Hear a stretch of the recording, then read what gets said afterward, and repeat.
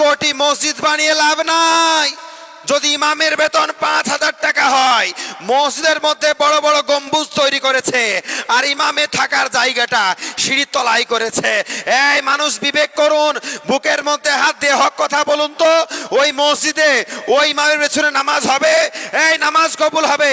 কোটি টাকার মসজিদ তৈরি করেছো, মসজিদের টাইলস বসিয়েছো, মার্বেল পাথর বসিয়েছো, লাইট দিয়ে জাঁকজমক করে সাজিয়েছো, রাজকীয় ব্যবস্থা করেছো, আর ইমামের বেতন 5,000 রেখেছো, 7,000 রেখেছো, বড় বড় গম্বুজ তৈরি করেছো, ইমামের জায়গা সিঁড়ির তলায় করেছো। বিবেক আছে? বিবেক আছে? বিবেক যদি থাকতো কোটি টাকার মসজিদ বানিয়ে লাভ নাই। 10 লাখ টাকার মসজিদ বানাও, ইমামের বেতন বাড়িয়ে দাও, নামাজ কবুল হবে, ইবাদত হবে।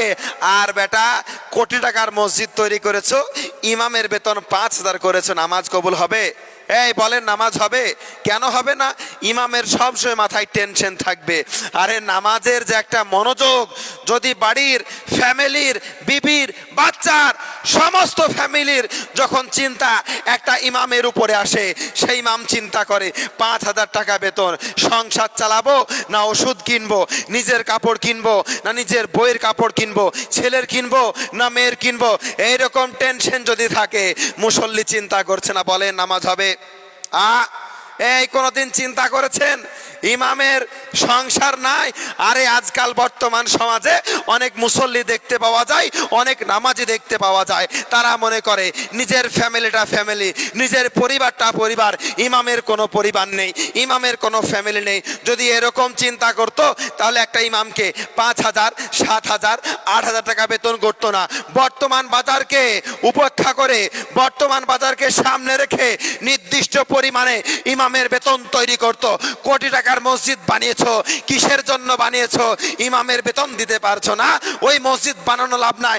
অনেক মসজিদ দেখতে পাওয়া যায় বড় বড় বিল্ডিং করেছে, ইমামের জায়গা সিঁড়ির তলায় করা আছে, বড় বড় বিল্ডিং আছে, মসজিদের মধ্যে কোনো পড়াশোনার জায়গা করেনি, মক্তবখানা করেনি। এই বলুন, এই টাকার এই মসজিদের কোনো মূল্য থাকবে?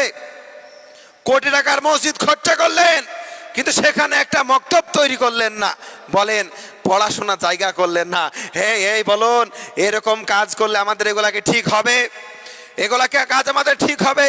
আর পৃথিবীতে সব চাইতে কঠিনতম চাকরির নাম হলো ইমামতি, যেখানে 24 ঘন্টা ডিউটি করতে হয়, এক একটা মিনিট ডিউটি করতে হয়, এক একটা সেকেন্ড ডিউটি করতে হয়। তার প্রমাণ জামাতের সময়। জামাত যখন শুরু হয়ে যাবে, মানুষ উট পেতে আপনার খরগোশের মতো ঘড়ির দিকে তাকিয়ে থাকবে।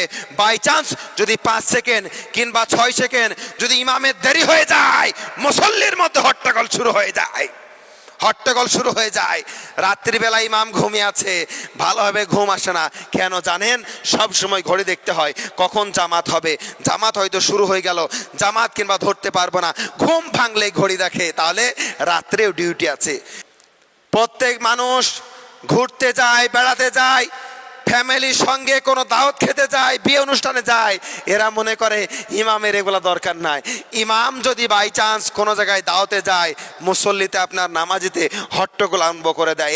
প্যারে মুসলমান, যে ইমামের পিছনে নামাজ পড়ছো তাকে ভালোবাসতে শিখো, তাকে সময় দিতে শিখো, তার পেছনে সমালোচনা করো না। মনে রেখে দিও, যে ইমামের পিছনে তুমি নামাজ পড়ছো, যখন তুমি মারা যাবা তোমার জানাজা কিন্তু সেই ইমাম পড়বে। যে ইমামকে গালি দিচ্ছ, যে ইমামের পেছনে সমালোচনা করছো, যে ইমামকে বাজে বাজে মন্তব্য করছো, তোমার জানাজার নামাজ কিন্তু সেই ইমাম পড়াবে। তাই ইমামদের সমালোচনা করা নয়, ইমামদেরকে রেসপেক্ট করুন, সম্মান করুন। প্যারে মুসলমান, দুনিয়া আখিরাত দুটাই ভালো হবে।